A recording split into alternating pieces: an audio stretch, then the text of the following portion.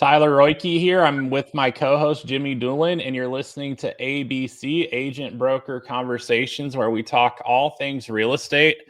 And yeah, I think it's going to be a solid conversation. We'll see. But Jimmy, what's new in your world? I know it's been a minute here.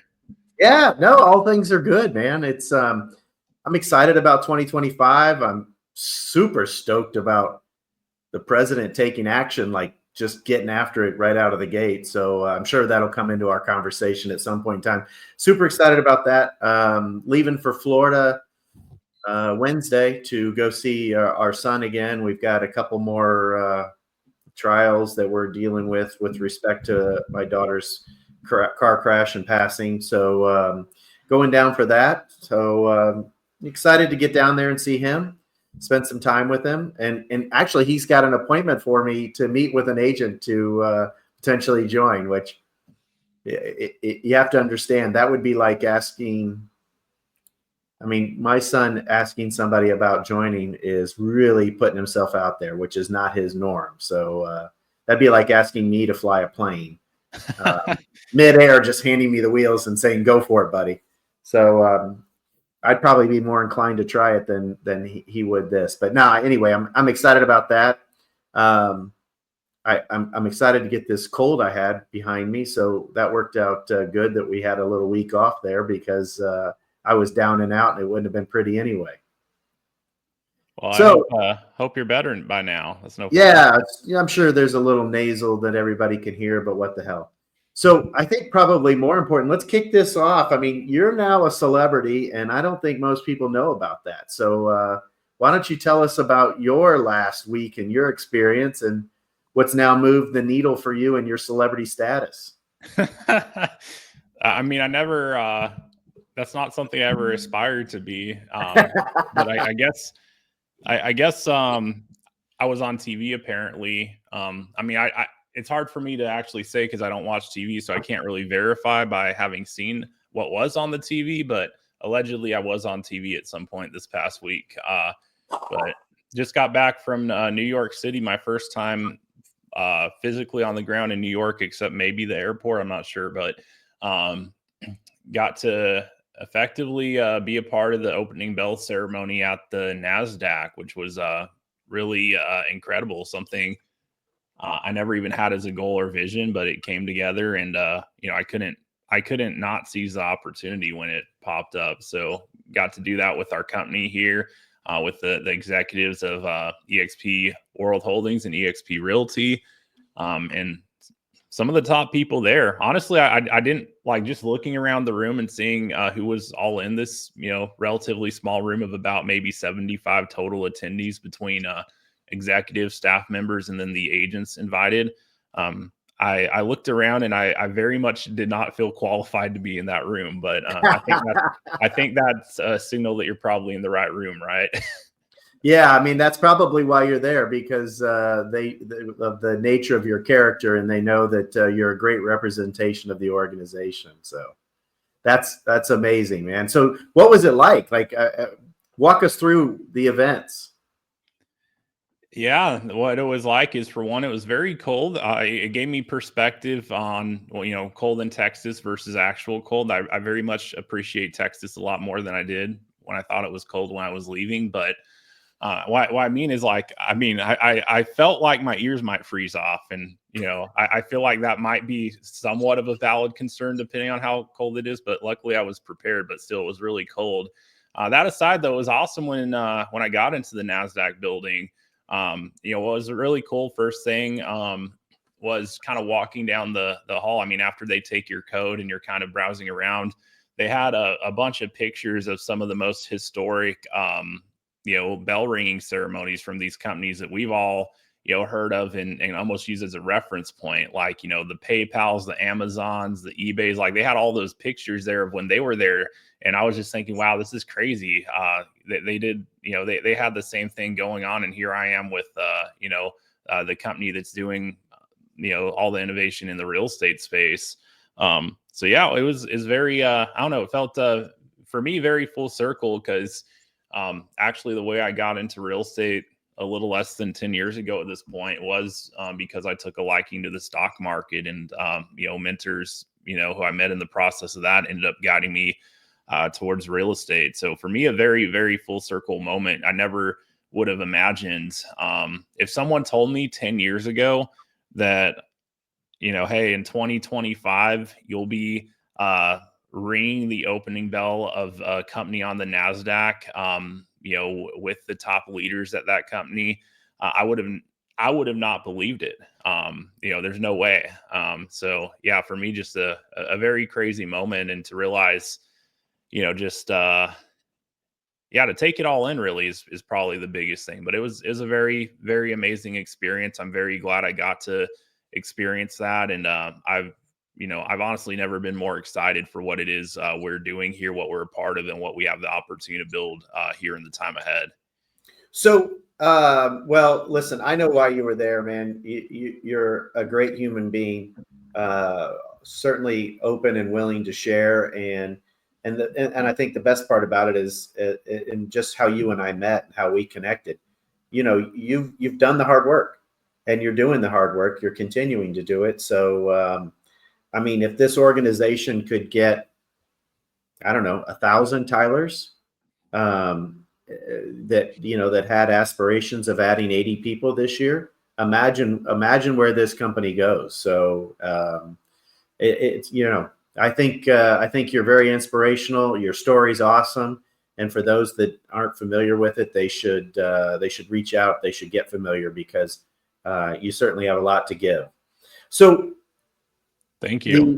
Yeah, you're welcome, buddy. I've certainly enjoyed our friendship and the time that we spend on the podcast and off air as well, shooting the shit and all that good stuff. Not to mention we have a lot of the similar opinions, so that works out pretty well.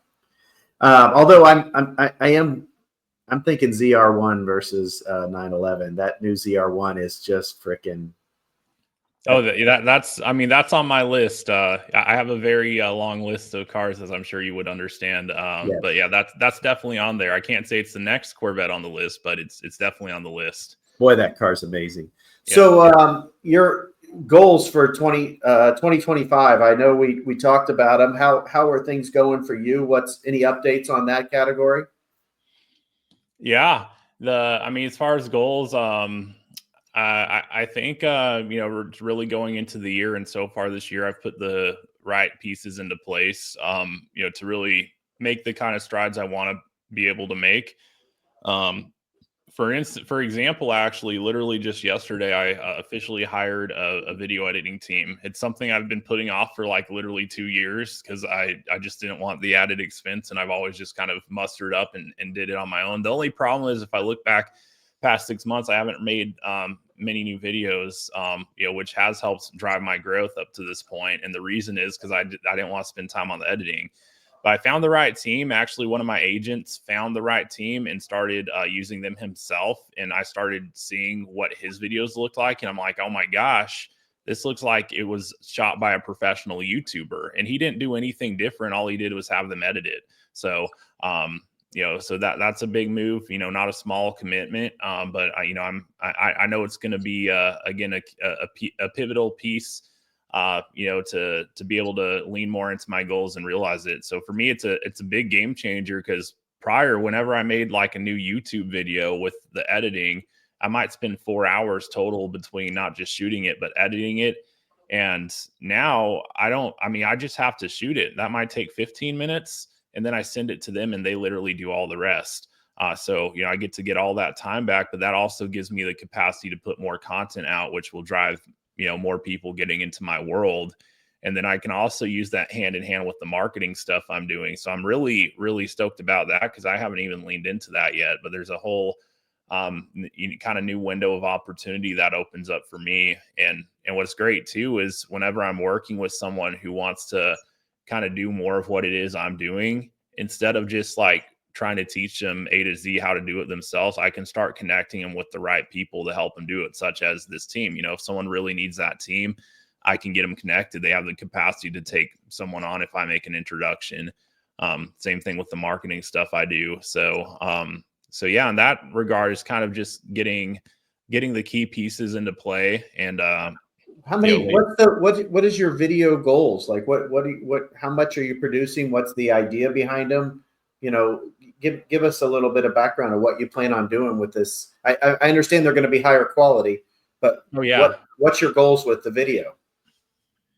Yeah, the goals with the video is to reach more people in my target audience, for which, I mean, for one, it's agents, but you know, a lot of the content I've made up to this point would speak more to those who are newer to the industry, getting into the industry. So, you know, it's effectively reached a lot of people like that. But I've kind of made a shift where, you know, really going forward, I don't really want to connect with newer people in the industry. I mean, it will happen from time to time, but I really want to connect with, you know, people already in the industry that are, you know, really striving to get to the next point. Like, for instance, I think a very common thing for a lot of people who have been in the industry a while is, you know, they might be doing $50,000, $60,000 a year in commission, and they're dying to get to 100. You know, I want to reach more people in that segment of the target audience, because I know for a fact that I have some ways to help them do that, because it's stuff I've already done with my team. So I know if I can reach more people like that, or maybe they're already making 100 but they want to get to the next threshold, but like, regardless, I want to reach more people like that by, you know, putting content out there and almost giving them a glimpse into some of the things we do, how we do it, and then along the way giving them an opportunity to get some added value. It's like, hey, yeah, you could take this information, go apply it, but what if you had this? What if I could help you with this? And then giving them an opportunity to get in touch with me and get on my radar so I can continue that conversation. So that's effectively how the video stuff works. But for me, you know, I'm planning to be at a point where I'm consistently not putting out 2 videos a week.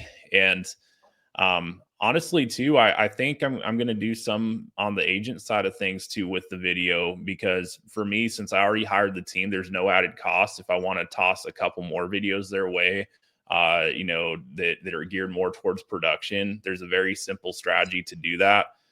Depending on what comes in from that, I just might refer the business, but I want to do that because I've been telling my agents for literally 3+ years now, hey, you've got to be on video. You got to be on video. And finally, some people are listening to me, but it's taken a while for them to get to that point. So I just kind of, you know, I see it as an opportunity to set an example again of like, hey, this is still a prime opportunity and time to do this. And, you know, because if I can go and show them like, hey, I haven't done this, you know, for a while now, and I'm just starting it again in a new market, and here's the results I'm seeing, you know, I know it's going to get more people actually implementing it to see the kind of results. And then also that helps me too, if I'm connecting with new people, you know, I can like use as a reference point, well, hey, let me show you what I'm doing right now and what the result is from it. So So are you building out a content calendar?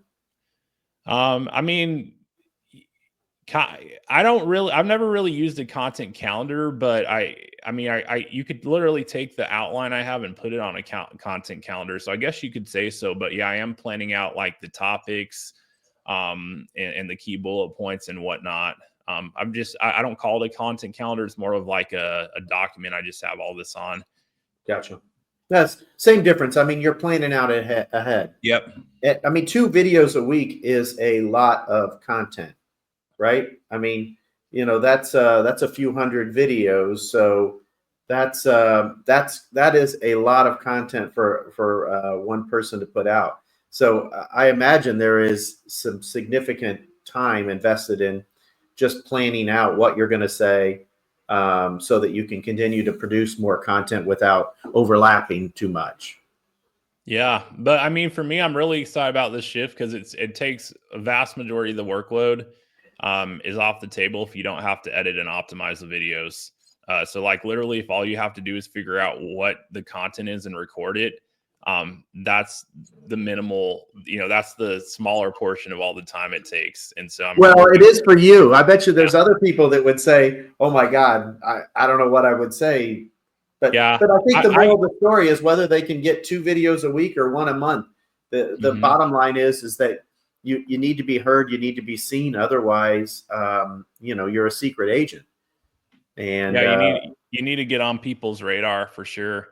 But yeah, and if you're not currently making content, honestly, I think it seems easier than it actually is from what you're saying. Cause yeah, the hard thing for a lot of people getting started is what am I talking about? But the thing I think people don't realize, I hate to say this because I don't want someone to hear this and not do it, but you don't realize if getting on camera is your biggest issue, you don't realize how much it actually takes after you've recorded it for that video to really perform. But anyway, the biggest key is to click record and get started. Yeah, for sure. Well, I'm excited because today I remember I told you I hired my coach back. So today is my first session with him. So I'm super stoked about that.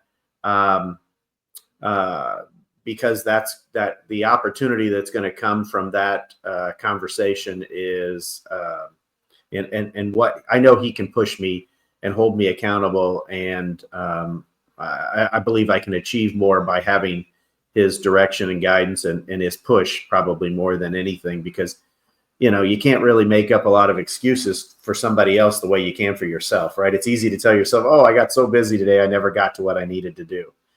But it's harder to tell other people that. So I'm excited about that today. I will tell you that I had an office, a person that I've been talking to about joining, and you'll love this because this particular individual has expressed to me her biggest fear with joining EXP is the agent attraction piece, that she really just doesn't enjoy that. And I said, well, you're no more required to do it here than you are to do it where you are now. So if you don't want to do it, you don't have to. Well, but I have to do it. I need to do it. I need to grow. She owns her own company, independent. And so I said, well, I told you I went on Courted, and I'm fond of Courted. I've enjoyed Courted. I think it's a great platform. I'm still trying to get better at Courted. Don't misunderstand me. I don't have it all figured out. But I called her and said, hey, are you free? I'd love to come up and share Courted with you. And so I drove up to this person's office just to share Courted, just as not I with no intention of asking anything about joining me at EXP, just simply with me sharing, thinking this was a tool that would help her and maybe she wanted to look into it.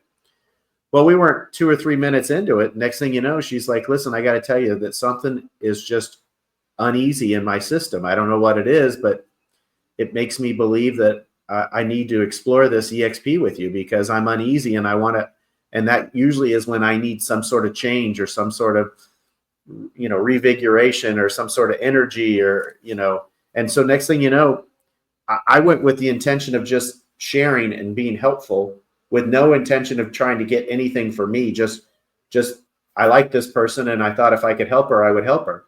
And that turned into, I don't know, a couple hours of talking about joining. And so today she's inputting all of her stuff in to EXP for an evaluation because it's an entire company, not just an individual.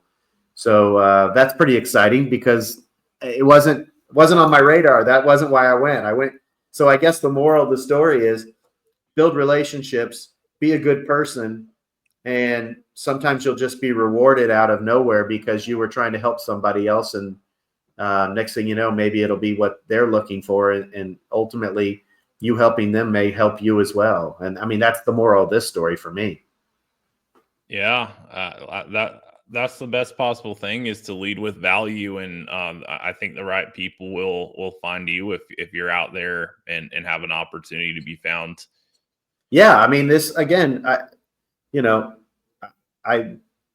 was kind of, we went, and when I went there to talk, we went into a private area, and I was like, oh, we don't have to, none of this is private. I mean, if anybody else wants to get this platform, it doesn't matter to me. It doesn't impact. She's like, well, but there may be some things I want to talk about. Next thing I know, we're talking about joining. So yeah, that was pretty exciting. The other thing that man, I don't know. I just had just an absolute vacation in my brain. It just all woof out of my head. I don't know what the hell I was going to tell you, Tyler. I had some thoughts there but anyway, I'm super excited. I hope it works out. We'll see. We're going to go through that process, that evaluation, and put the numbers in EXP and let her understand how the math works and what the business model. And that's nice because EXP does have the corporate staff to take a look at it. Again, this is a few dozen people, so there's some pretty big numbers in there. Yeah, and that's someone was asking me recently, like they sent me a screenshot of what one of the bootleg like basically there was a spreadsheet this person was using to compare like their current numbers with one of our bootleg competitors, and he sends me a picture of the spreadsheet. He's like, hey, do y'all have one of these that I could like basically see what my numbers look like with EXP, because he was running them through one of the bootleg companies. And I said, we have a staff team for that. I mean, I could make one of those spreadsheets, but like we actually have like a full-time team member whose job is to run numbers and tell you what the real situation is. And if EXP's numbers are worse, they'll tell you flat out, well, hey, yeah, this is what it looks like for you. So they're not there to just, kind of, trick you by any means, but they're there to help. And so anyway, got a call like that I need to set up as well here before too long. Nice. Congratulations. Yeah. For me, I mean, I plan on, it's going to be the calls. It's going to be the relationships. I will tell you this, and we talked about this, you and I talked about this briefly before. I had this mindset that I had criteria as to the kind of agent that I wanted when I owned my own franchise. And my target was, a very specific agent. And by specific, it was, 1 to 3 years in the business. In the last 12 months, I wanted them to have done 3 transactions. In other words, I wanted them to be familiar with, and I wanted them to be familiar with how to fill out a purchase agreement. I didn't want them to call me to say, hey, I have a buyer and they want to buy, what do I do? And that was because that was my franchise. I had to provide all that support. So I didn't want to be required to provide support at all levels. I just wanted to cater to, the $3 million agent that wanted to get to 6, and the 6 that wanted to get to 12 or 15, and 15 to 50, and, those kind of things. But when I joined EXP, I kind of took the mindset that, well, who cares? Because I'm not responsible for every person. I don't have to do everything. But I realized my coach made me realize that that's wrong. So I've now gone back and put the criteria down. So kind of like what you said, not looking for the beginners, but looking for the experienced, committed, somebody who actually wants to make a living in real estate and needs the tools and the training and the support to go to the next level. So that's what we've done. And that's the list that I'm now pursuing, is that an agent who has been in the business somewhere between 1 and 3 years. They've done in the last 12 months somewhere between 3 and 5 transactions, and have career sales somewhere between 1 and 5 million. That way they have some experience, but they're probably seeking that next level.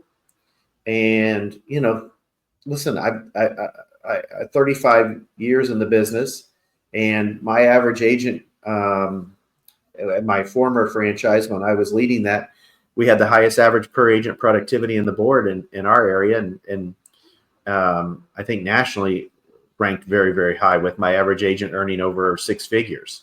So it was, but that was done by not getting astray, by developing systems that worked for that agent in that marketplace. And that's what I plan on doing again within the EXP platform. So I'm excited about narrowing that down. I don't know why it took an outside influence to point that out, but my mindset was just like, hey, what the heck? So if I'm going to sponsor somebody, they're going to be experienced and they're going to understand how to sell real estate. And if other agents within my organization want to sponsor beginners, that's fine. They need to then be involved and be engaged in helping that agent.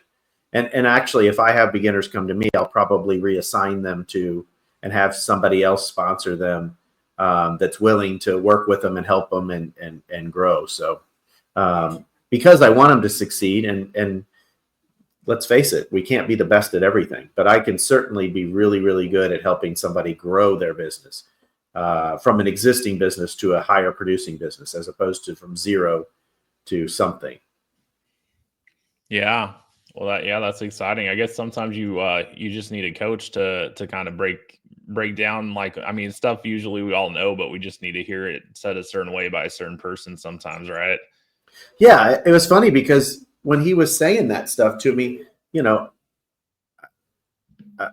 don't want to use any examples and have somebody hear it, and because I'm happy to help people. I enjoy helping people, but I'm getting random texts asking me, what documents to use, like really, really beginner type stuff. And so I want to get past that. I want to get to, hey, Jimmy, I did 3 million. How do I get to 5 million? Or, hey, Jimmy, I did this. I want to get to here. Or how do I take over a neighborhood and farm? Or, real live business building where my skills and my experience and knowledge can help somebody take advantage of my tenure. Not anybody can tell them, hey, if you're writing an offer, you need a purchase agreement. If you're countering, you need a counter offer. Like, anybody can tell them that. But not everybody has the experience of building a $1 billion sales organization or helping build agents into $40, $50 million producers. So, but I have that experience, and I want to share that. And that's my target. And I'm excited about that. Yeah, lean into more of your expertise. I'm definitely thinking the same thing here. So we've got a trip coming up, February, right? Yeah, February. The Dallas, the Texas one, right? Yeah, that's not far. I forget the date. Not far at all. I forget the date, but I'm all booked and hotel reservations and all that good stuff. So looking forward to that. Excited about continuing to grow with the, that is a situation where the right people are in the room to grow.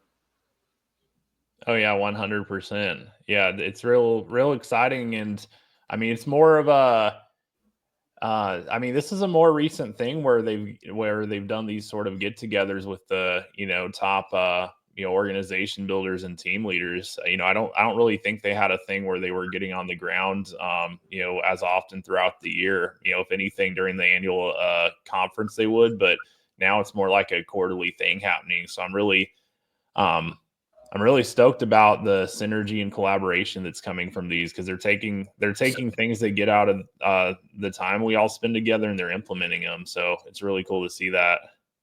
Are you familiar with Place? I wouldn't say I'm familiar. I know of them. I wouldn't say I'm the most familiar with them though. I'd love when I don't know what your schedule looks like, but when you've got time, dig into that a little, and I'd love to hear your take on it. I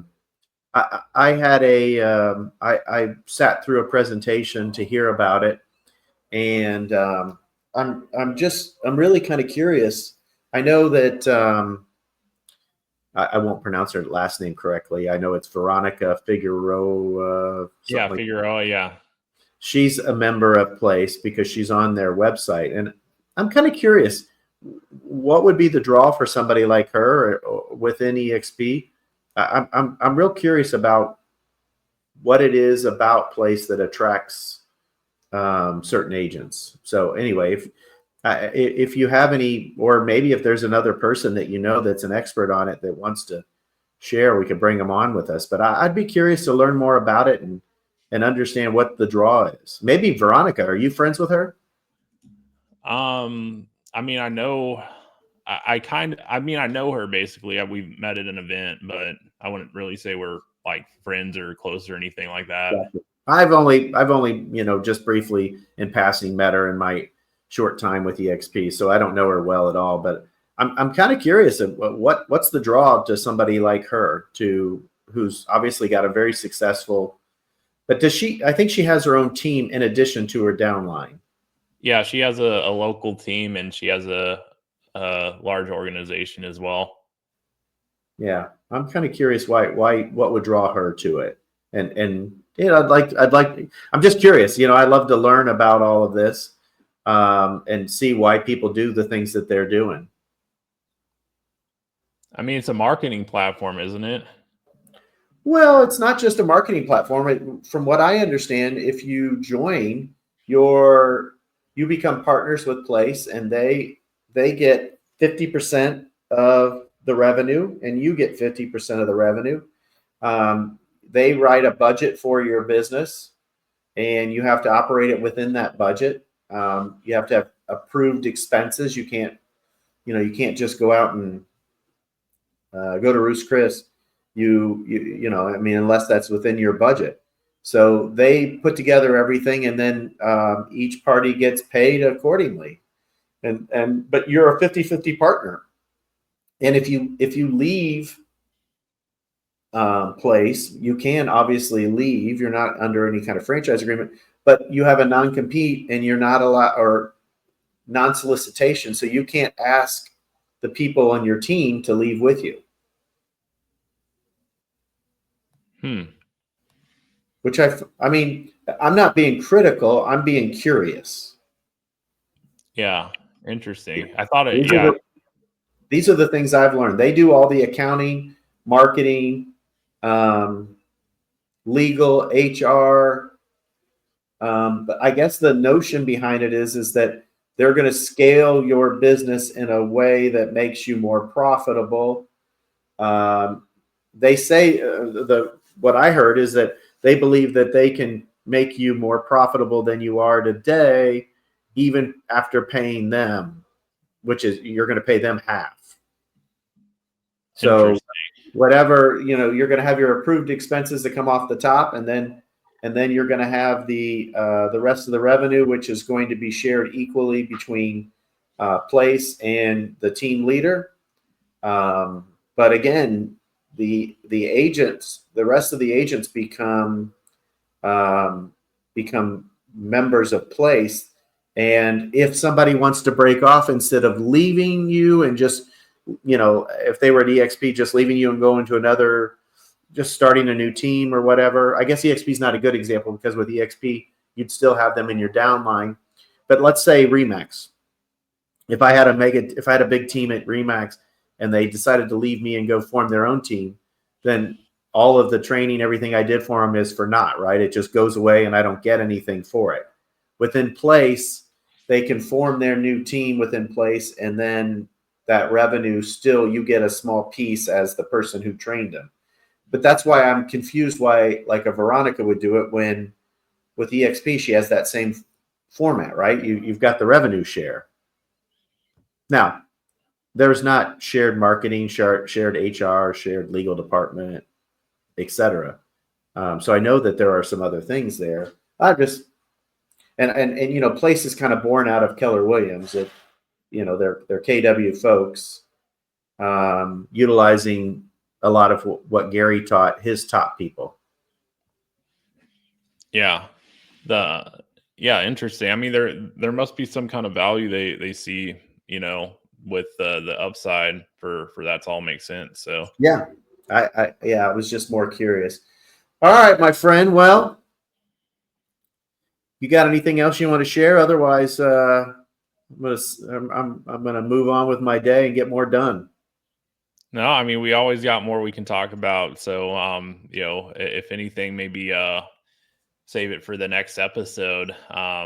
And then, anyone listening, we'd like to hear from you as well. Any topics you want to put on our minds that you see kind of playing out in the industry, in your business, or anything real estate related, put on our radar. Drop a comment wherever you're listening to this. If nothing else, just say hi. Let us know where you're located, what market area, if we see your comment, we just might mention it here on the next show.